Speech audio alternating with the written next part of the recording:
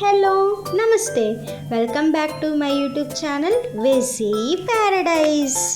I am Gajavelli Sai Sahiti. ఈరోజు special పండు మిరపకాయ టమాటా నిల్వ పచ్చడి. నాకు ఇష్టమైన పచ్చళ్ళల్లో ఇది కూడా ఒకటనమాట. ఇప్పుడంటే పండు మిరపకాయలు దొరికే సీజన్ కదా. నేనైతే పండు మిరపకాయలు దొరకనప్పుడు కూడా పచ్చిమిరపకాయలని పండేలాగా చేసి మరి అమ్మతోటి పదే పదే చేపించుకొని తింటాను. అమ్మ ఈ పచ్చడి చాలా డెలీషియస్గా చేస్తుంది. ఈ పచ్చడి ప్రాసెస్ మొత్తం చేసే టైంలో అమ్మ పక్క నుండి గైడ్ చేస్తూ ఉంది. యాక్చువల్గా అయితే ఈ పచ్చడిని 2 months వరకు స్టోర్ చేసుకోవచ్చు, కానీ మా ఇంట్లో చేసిన ప్రతిసారి 1 week to 10 daysలోనే అయిపోతుంది. ఎందుకంటే అది అంత టేస్టీగా ఉంటుందన్నమాట. మరి ఇంత ఎమ్మీగా ఉండే ఈ పచ్చడి రెసిపీ మీకు చెప్పకపోతే ఎలాగా? రెసిపీ ప్రాసెస్ చూసేద్దాం రండి.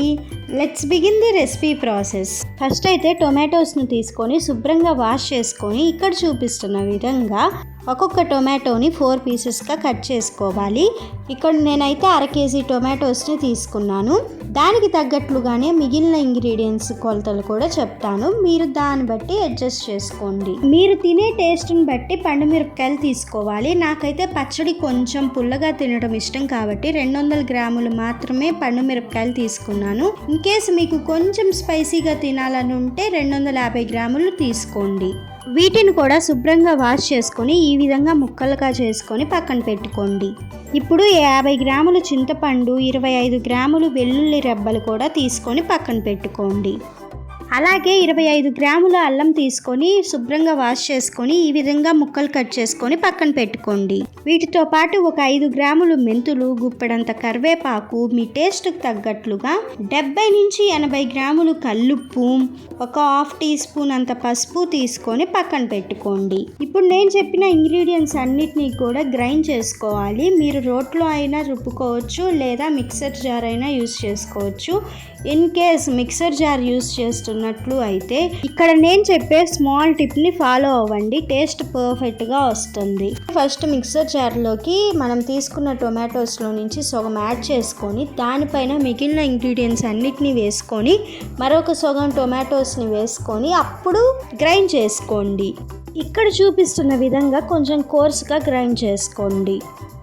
ఇప్పుడు స్టవ్ మీద ఒక కడాయి పెట్టుకొని అందులో 100 grams నూనె యాడ్ చేసుకొని బాగా హీట్ అవ్వనివ్వాలి. ఇప్పుడు ఇందులో ఒక 3 tablespoons పచ్చిపప్పు, 3 tablespoons మినప్పప్పు, 2 tablespoons జీలకర్ర, 2 tablespoons ఆవాలు వేసుకొని తాలింపుని కొంచెం ఫ్రై అవ్వనివ్వాలి. ఇప్పుడు ఇందులో గుప్పెడంత కరివేపాకు వేసుకొని కొంచెం ఫ్రై అయిన తర్వాత కొద్దిగా ఇంగువ యాడ్ చేసుకొని ఇక్కడ చూపిస్తున్న విధంగా తాలింపు మొత్తం బాగా ఫ్రై అవ్వాలి.